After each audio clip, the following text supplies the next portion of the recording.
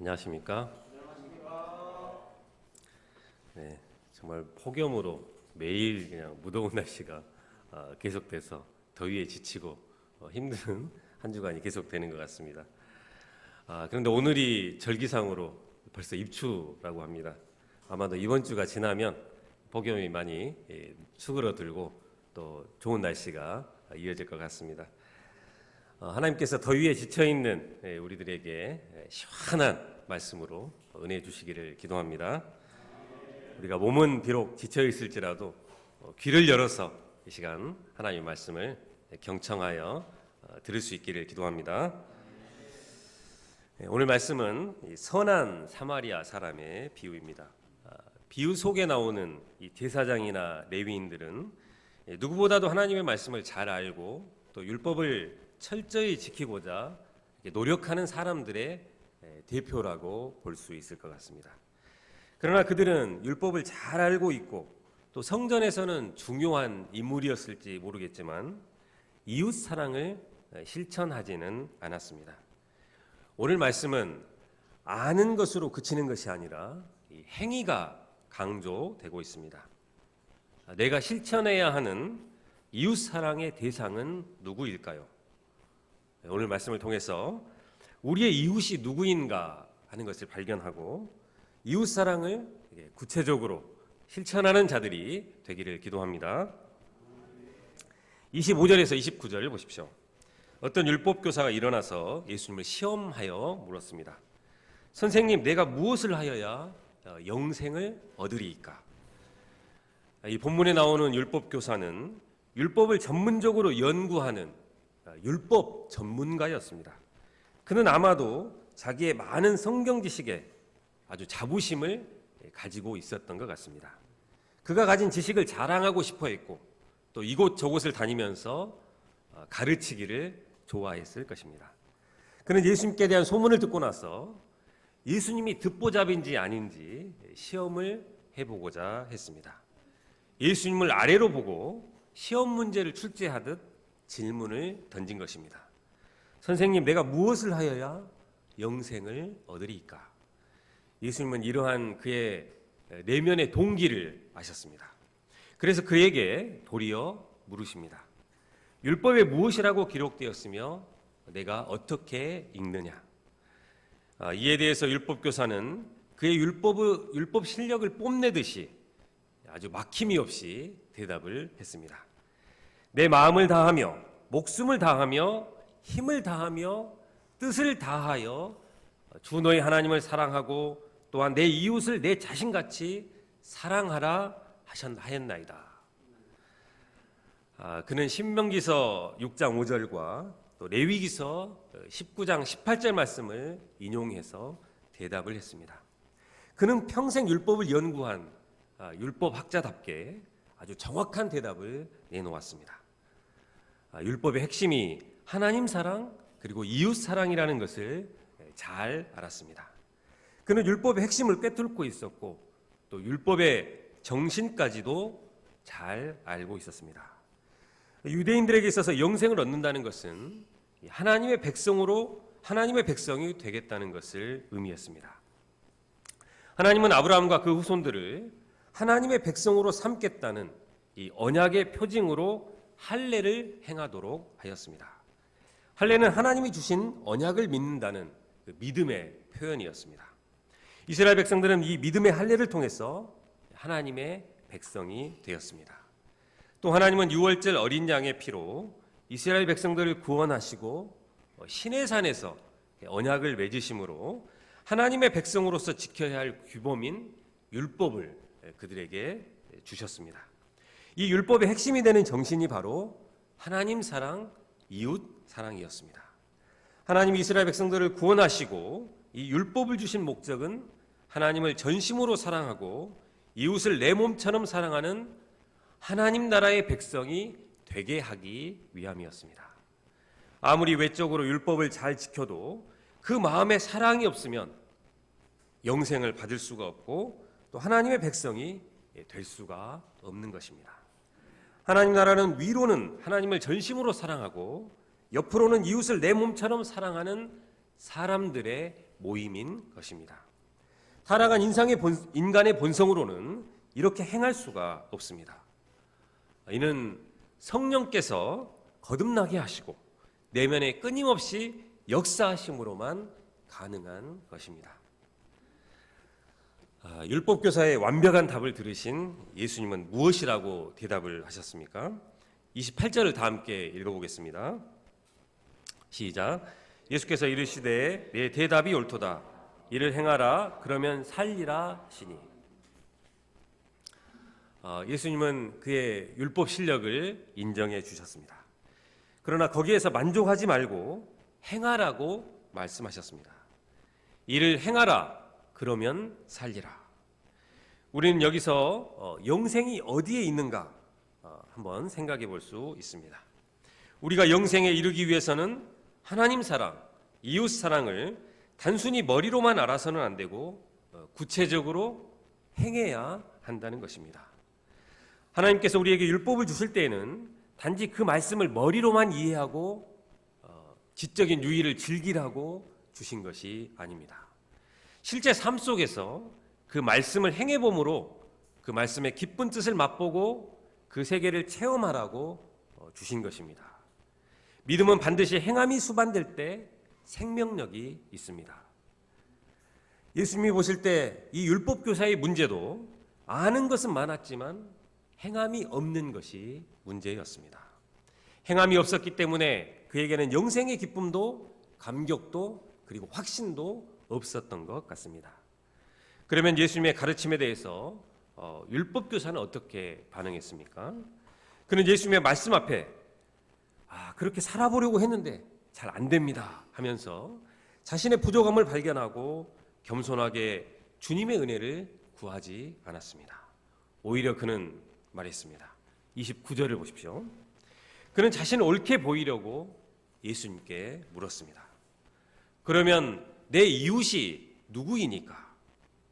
자신을 옳게 보이려고 했다는 것은 자기는 이 말씀대로 하나님도 사랑하고 그리고 이웃도 사랑하고 있다는 것입니다. 그는 하나님 사랑, 이웃 사랑에 있어서 전혀 문제가 없다는 것을 내세우고 싶었습니다. 그는 율법 교사인 만큼 자신은 이미 충분히 하나님을 사랑하고 있고 그리고 또 이를 실천하고 있기 때문에 그의 이웃 사랑도 이미 사랑하고 있다는 것을 내세우기 위해서 이웃이 누구인가를 예수님께 물었습니다. 그러면 그가 생각하고 있는 그의 이웃은 누구였을까요? 그는 자신만만한 태도를 보이며 그의 자신만만한 그 태도로 보아서 그 이웃의 범인은 아마도 굉장히 협소했을 것 같습니다. 그의 가족들, 아내와 아이들, 그리고 그와 같은 공간을 공유하는 사람들, 그의 주변의 사람들이었을 것입니다. 그는 이런 이웃들을 대상으로 기브 앤 테이크식으로 사귐을 갖고 있었습니다. 만나는 사람마다 할렐루야 이렇게 외치면서 평안을 위해서 또 기도해 주었습니다. 또 음식도 나누고 집으로 초대해서 식사도 함께 했습니다. 그가 생각하는 이웃을 위해서 선물도 가끔 돌렸습니다. 그는 스스로 생각했습니다. 나보다 더 이웃사랑을 잘 실천하고 있는 사람이 있으면 나와보라고 그래. 이렇게 이웃사랑을 잘 실천하고 있는데 뭘 또 하란 말이야. 도대체 내 이웃이 누구야? 그는 은근히 자기를 뽐내고 의인심정을 갖고 있었습니다. 예수님 당시 경건한 유대인들은 따로 10의 1조를 이웃사랑을 실천하는 구제비로 드렸다고 합니다. 1세기 당시 풍요롭지 못한 사회에서 이 수입의 11조를 구제헌금으로 낸다는 것은 쉬운 일이 아니었습니다.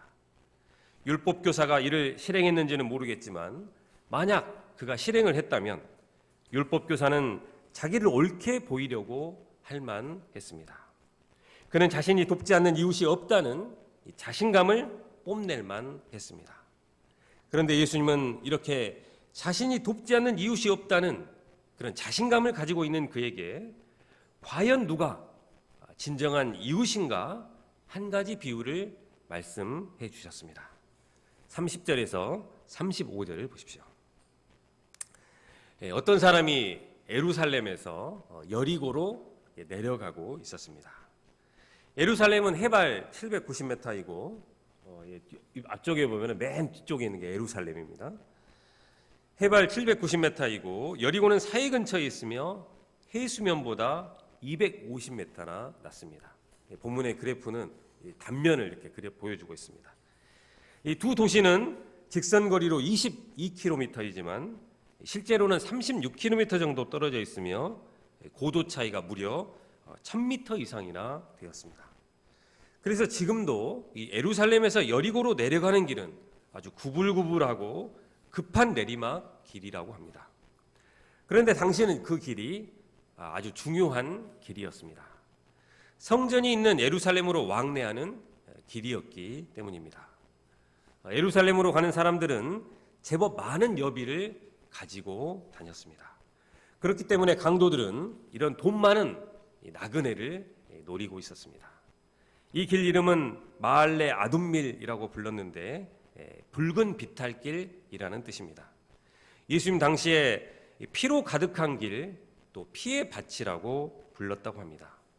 이 길 중간에 본문에 이 주막이라고 표현된 여관이 있었는데 해가 진 후에 예루살렘으로 올라가거나 또 여리고로 내려가면 아주 위험했기 때문에 여기 여관에서 숙박을 했다고 합니다. 이런 위험한 배경을 가진 곳에서 어떤 사람이 강도를 만난 것입니다. 강도들은 그의 옷을 벗기고 때려서 거의 죽은 상태로 두고 가버렸습니다. 아주 그는 끙끙대며 신음하고 있었을 것 같습니다. 요즘 같은 더운 날씨에 그냥 내버려 두면 금방이라도 죽어버릴 것 같습니다. 그런데 마침 그 길을 제사장이 지나가고 있었습니다.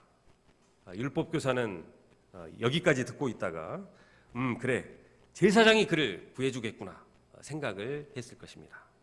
그런데 예수님은 그 제사장이 그를 보고 피하여 지나가 버렸다고 말씀하셨습니다. 레위기서 21장 4절에 보면 제사장은 백성의 어른, 남편이라고 되어 있습니다. 어른이 아이를 돌보듯이 남편이 아내를 돌보듯이 그는 백성을 돌볼 책임이 있었습니다. 그는 제사장이었으므로 앞에 나온 율법교사처럼 신명기서 6장 5절 말씀도 그리고 레위기서 19장 18절 말씀도 누구보다 잘 이해하고 또 여러 곳에서 그 말씀을 아마도 가르쳤을 것입니다. 그가 왜 이렇게 피하여 도망을 간 것일까요? 그럼에도 불구하고 그는 이 강도 만난 자를 보고 피하여 도망을 간 것입니다. 그가 왜 이렇게 피하여 도망을 간 것일까요? 그에게 무슨 사정이 있지는 않았을까요? 제사장이기 때문에 매우 분주하고 또 바쁜 일정을 소화하고 있었을지 모르겠습니다. 요즘 같으면 수양회를 위해서 수양회를 준비하고 또 여러 프로그램들을 직접 감독하고 또 이런 업무들을 감당하느라 매 시간 또 분초를 다투고 있었기 때문이 아닐까요? 또 그렇지 않아도 매일 잠자는 시간까지 쪼개가며 일을 감당하고 있었는데 이런 강도 만난 자를 돌볼 여유가 도저히 나지 않았기 때문에 그러지 않았을까요? 우리가 그 이유를 잘 알 수 없지만 어쨌든 제사장은 이 백성들을 돌볼 책임을 외면해 버렸고 말로만 가르쳤던 이웃사랑의 계명을 헌신짝처럼 버려버렸습니다. 그리고 나서 또 시간이 조금 흐른 후에 한 레위인이 그 길을 지나가게 되었습니다. 율법교사는 다시 한번 옳거니 레위인이 이제 그를 돌봐주겠군 하고 생각했습니다. 그러나 이번에도 역시 예수님은 이 레위인도 그를 보고도 피하여 지나갔다고 말씀하셨습니다. 여기서 피하여 지나갔다는 것은 의도적으로 거리를 두고 멀리 돌아서 갔다는 뜻입니다. 그들은 모두 불쌍한 환자를 외면하고 돌아서 가버렸습니다. 힘든 상황을 피했습니다. 어딘가에 숨어 있을지 모르는 강도를 피했습니다.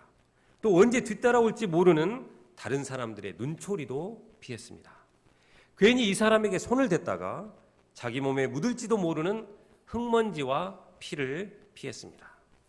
그들은 오직 자기들만 생각했습니다. 자기 몸을 사리고 또 자기를 숨긴 것입니다. 신명기서 22장 4절에는 내 형제의 나귀나 소가 길에 넘어진 것을 보거든 못 본 채 하지 말고 너는 반드시 그 형제를 도와 그것들을 일으킬지니라 라고 했습니다. 사람이 아니라 짐승도 구덩이에 빠지거나 넘어지면 못 본 채 하지 말고 도와서 일으켜 세워주라는 것이 율법의 가르침입니다. 제사장이나 레위인들이 이 말씀을 몰랐을 리가 없습니다. 더구나 여기 쓰러져 있는 자는 짐승도 아니고 사람입니다. 정말 사랑하고 돌봐줘야 할 같은 동족이며 또 유대인이었습니다. 제사장이나 레위인들은 평소 회당에서 사랑을 외치던 하나님의 종들이었습니다. 그들은 율법을 잘 알고 가르치기만 했지 말씀대로 살고자 하지는 않았습니다. 이제 마지막으로 사마리아인이 등장했습니다. 율법교사는 사마리아인이 등장했을 때 아이고 이제 이 친구는 구제받기는 틀렸다고 생각을 했을 것입니다. 그러나 그는 그의 생각과는 달리 이야기가 전개되었습니다. 이 사마리아인은 어떻게 했습니까? 33절에서 35절을 다 함께 한번 읽어보겠습니다. 33절에서 35절입니다. 시작.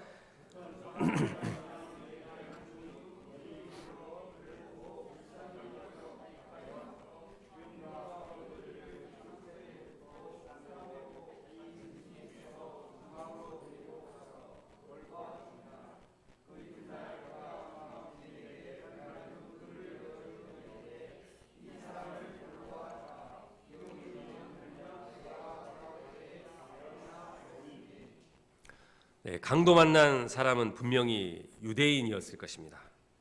사마리아 사람은 평소 같으면 상종도 하지 않았을 것입니다. 그런데 놀랍게도 그 사마리아 사람은 죽어가는 그 사람을 보고 불쌍하게 여겼습니다. 그는 주변에서 강도들이 튀어나와 자신을 덮칠지도 모른다는 두려움으로 주저주저 하지 않았습니다. 그는 쓰러져 있는 사람에게 가까이 갔습니다. 죽어가는 사람을 보고 신속하게 응급조치를 했습니다.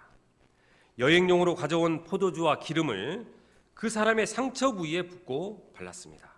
그리고 자기 옷을 찢어서 싸매었습니다. 그런 다음 자기가 타고 온 짐승 위에 태우고 자기는 걸어서 여관까지 갔습니다. 일반적으로 여기까지만 해도 감동이 됩니다. 그런데 그는 여기서 그치지 않았습니다. 그는 이제 자기 여행 스케줄도 있으니 여관 주인에게 그를 맡기고 갈 수도 있었습니다. 그런데 그는 가버리지 않고 직접 그 사람을 밤새 돌보아 주었습니다. 그 사람이 생명의 위기를 넘긴 것을 알고 나서야 그 사마리아 사람은 다음날 주인에게 2데나리온을 선물로 주면서 그 사람을 돌봐주라고 부탁했습니다. 당시 가난한 사람이 하루 여관에 머무르며 식사하는 비용이 약 12분의 1 데나리온이었다고 합니다. 그러니까 3주 이상의 숙박을 할 수 있는 비용을 미리 지불한 것입니다. 그뿐 아니라 만일 비용이 더 들면 그것도 자기가 돌아와서 갚겠다고 하였습니다. 사마리아 사람의 이야기가 어떻습니까? 언제 들어도 감동이 되지 않습니까? 우리가 몇천 년이 지나도 감동을 받는 이유는 이 사마리아 사람이 진정한 인간애를 보여주고 있기 때문입니다. 진정한 인간애가 무엇일까요? 먼저 사마리아 사람은 그 강도 만난 사람을 불쌍히 여겼습니다. 이 불쌍히 여기는 마음은 그로 하여금 모든 두려움을 극복하게 하였습니다. 그리고 아낌없이 자기를 희생하고 그리고 자기에게 있는 것을 내어주게 했습니다. 사마리아 사람은 그 사람을 한 번도 본 적이 없었습니다. 여행 중에 그저 우연히 만났을 뿐입니다. 그런데 불쌍히 여기는 마음 때문에 그는 이런저런 계산을 하지 않았습니다. 그는 시간이 남아도는 사람도 아니었습니다. 여행을 하고 있었기 때문에 미리 계획된 일정이 있었을 것입니다. 그런데 강도 만난 사람을 도와주기 위해서 자기의 일정을 중단했습니다. 강도 만난 자를 돕기 위해서 그의 일정을 희생했습니다. 또 강도 만난 자를 돕기 위해서 그가 치러야 한 희생은 결코 만만하지가 않았습니다. 많은 사람들이 도움을 회피하는 이유도 도움을 주기 위해서는 많은 희생이 요구되기 때문일 것입니다. 예수님은 사마리아 사람의 이웃 사랑의 행동을 7가지나 들어서 설명하고 있습니다. 첫 번째는 강도 만난 사람에게 가까이 간 것입니다. 두 번째는 그에게 기름과 포도주를 부어준 것입니다. 세 번째는 그의 상처를 싸매어 주었습니다. 네 번째는 자기 짐승에 태운 것입니다. 그리고 다섯 번째는 그를 여관으로 데리고 갔습니다. 여섯 번째는 강도 만난 사람을 위로하고 필요한 것이 주어지도록 조치를 취했습니다. 그리고 마지막으로 7번째는 계속 돌보아 주라고 부탁을 하며 추가 비용까지 약속을 한 것입니다. 이제 예수님은 율법 교사에게 물으십니다. 36절을 보십시오. 내 생각에는 이 세 사람 중에 누가 강도 만난 자의 이웃이 되겠느냐? 처음에 율법 교사는 내 이웃이 누구입니까? 이렇게 물었습니다. 그의 이웃은 정해져 있었습니다. 자기를 중심으로 가깝다고 생각하는 사람들이 그의 이웃이었을 것입니다. 학교 동문, 율법 교사들, 동호회 사람들, 그리고 율법을 지키는 유대인들이 그의 이웃이었습니다. 그들에게는 명절에 선물도 보내고 또 돈도 빌려주고 자녀들을 위해 스펙 품앗이도 했습니다. 그러나 그 외 사람들은 이웃이라고 생각해 본 적이 없었습니다. 그런데 예수님은 누가 강도 만난 자의 이웃이 되겠느냐고 하셨습니다. 예수님의 말씀은 이웃은 정해져 있는 게 아니라는 뜻입니다. 내가 사랑해야 할 이웃이 있고 사랑하지 않아도 되는 비이웃이 있는 것이 아니라는 것입니다. 도움이 필요한 사람에게 가서 이웃이 되어주는 것입니다. 본문에 나오는 율법 교사가 생각한 이웃이 누구였을까요? 그는 아마도 자기와 관점이 다른 사람, 자기를 힘들게 하는 사람, 도저히 영접이 안 되는 사람들은 그 이웃의 범주에서 싹둑 잘라내었을 것입니다. 이 사람은 이런 문제 때문에 힘들고 저 사람은 저런 문제 때문에 힘드니 다 쳐냈을 것입니다. 그런데 사람은 가까이 갈수록 이웃 삼기 어려운 허물과 연약함이 드러나게 됩니다. 위대한 장점이 있는데 또 위대한 약점이 있습니다. 그 사람의 약점과 상처를 입은 것만 생각하면 그 사람을 쉽게 이웃의 범주에 들일 수가 없습니다. 율법 교사의 누가 내 이웃인가 하는 그 의문에 예수님은 누가 이웃이 되겠는가 현답을 하셨습니다. 도움이 필요한 모든 사람이 내 이웃의 대상입니다. 예수님은 이 이웃을 세상 모든 사람으로 확대하신 것입니다. 이것이 하나님 나라에 속한 제자들이 이 세상에서 가져야 하는 이웃의 개념인 것입니다. 37절을 다 함께 읽겠습니다. 시작.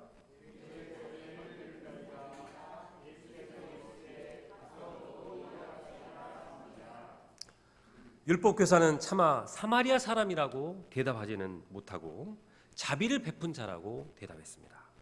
자비를 베푼 자가 바로 이웃입니다. 요즘 20개국에서 넷플릭스 1위를 하고 있는 드라마가 무엇인지 혹시 아십니까? 네, 이상한 변호사 우영우라고 합니다. 한번 본 것은 모조리 기억해버리는 이 천재적인 기억력과 함께 자폐 스펙트럼이라는 이 장애를 동시에 가진 주인공이 최초로 변호사가 된 이야기입니다. 엄청난 실력을 가졌지만 사람들과 소통하고 공감하는 데는 이 자폐라는 장애가 있기 때문에 쉽지가 않았습니다. 그런데 그에게 늘 자비를 베풀어주는 존재가 있었습니다.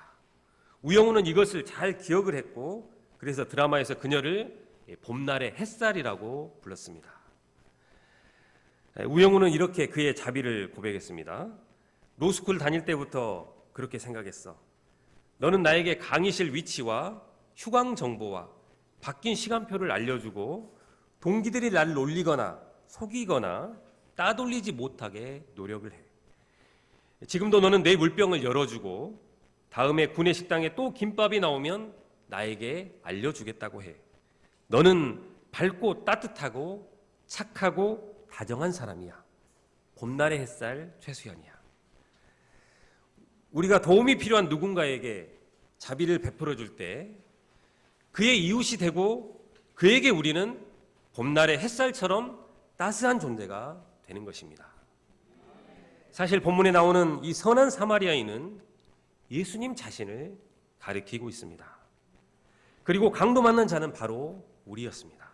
우리는 죄 때문에 사단에게 얻어맞아 망신창이가 되었습니다. 그런데 우리는 주님이 보시고 더럽다, 소망 없다 피해 지나가도 아무런 할 말이 없는 하나님과 원수된 자들이었습니다. 그런데 주님께서 세리 레위를 피하여 지나가지 않으셨듯이 또 사마리아의 목마른 여인과 만나 주셨듯이 우리를 불쌍히 여기시고 우리를 찾아와 주셨습니다. 성령의 기름으로 우리의 상처를 싸매어 주셨습니다. 십자가의 보혈의 붉은 포도주로 우리의 아픔을 치료해 주셨습니다. 아무도 나의 이웃이 되어주지 않았지만 예수님이 나의 이웃이요 봄날의 햇살이 되어주셨습니다. 두 데나니온이 아니라 자기 몸을 대가로 지불하셔서 죄로 죽어가던 나를 살려주셨습니다. 가서 너도 이와 같이 하라. 이 말씀은 우리를 살리신 예수님처럼 우리도 세상으로 가서 죽어가는 영혼들을 구하라는 말씀입니다. 죽어가던 자였던 나를 살리신 그 예수님의 은혜와 그 감격, 그 놀라운 구원의 은총을 가지고 너도 가서 이와 같이 살라는 명령이십니다. 단순히 착하게 살라는 뜻이 아닙니다. 우리의 그 구원의 감격을 품에 품고 주님이 가신 그 선한 사마리아인의 길을 너도 가라는 명령입니다. 하나님께서 어느 날 갑자기 우리 삶에 불쑥 강도 맞는 자와 같은 같이 우리의 도움이 필요한 사람을 만나게 하실지 모릅니다. 아니 이미 우리 주변에 와 있을지도 모릅니다. 그 사람은 캠퍼스의 양일 수도 있고 교회의 동역자 중에 한 사람일 수도 있고 어려움에 처한 선교사님일 수도 있고 길 가다 우연히 만난 사람일 수도 있고 동네 주민일 수도 있습니다. 이때 우리가 그 한 사람을 외면하지 말고 자비를 실천하는 사람들이 될 수 있기를 기도합니다. 이제 우리가 내 중심의 생각과 삶에서 벗어나 도움이 필요한 사람의 봄날의 햇살과 같은 존재가 되어질 수 있기를 기도합니다. 결론적으로 예수님은 말씀하십니다. 이를 행하라. 그러면 살리라. 가서 너도 이와 같이 하라. 이 좋은 편을 택하였으니 빼앗기지 아니하리라. 예수님은 우리가 자기 중심의 이웃권에서 벗어나 도움이 필요한 사람의 이웃이 되어주라고 말씀하십니다. 이웃사랑에 대해서 또 영생에 대해서 머리로만 알고 있지 말고 지금 가서 이와 같이 사랑을 실천하라고 하십니다. 우리가 이웃이 되어주어야 할 도움이 필요한 자들이 누구일까요? 그에게로 가서 구체적으로 시간을 내고 또 물질을 들여서 이웃 사랑을 실천하는 자들이 될 수 있기를 기도합니다. 강도받는 자와 같은 어려움을 겪고 있는 자들에게 우리들이 봄날의 햇살과 같은 존재들이 될 수 있기를 기도합니다. 37절 말씀을 읽고 기도하겠습니다. 시작. 이르되 자비를 베푼 자니이다. 예수께서 이르시되 가서 너도 이와 같이 하라 하시니라. 하나님 아버지, 죄로 비참하게 된 우리 인생들을 불쌍히 여겨주시고 우리에게 자비를 베푸사 우리 인생들을 십자가의 보배 피로 싸매어 주시고 죄로부터 구원해 주신 크신 은혜에 감사를 드립니다. 이제 우리가 이웃사랑을 지식적으로만 아는 것이 아니라 가서 너도 이와 같이 하라는 말씀에 순종해서 도움이 필요한 자들에게 구체적으로 예수님과 같이 저희들도 사랑을 실천하는 자들이 될 수 있기를 기도합니다. 이 시대 강도 만난 자와 같이 어려운 상황에 놓여 있는 자들을 외면치 않고 불쌍히 여기는 마음으로 다가가 우리의 시간과 물질을 들여 이웃사랑을 실천하는 자들이 될 수 있기를 기도합니다. 예수님의 이름으로 기도합니다.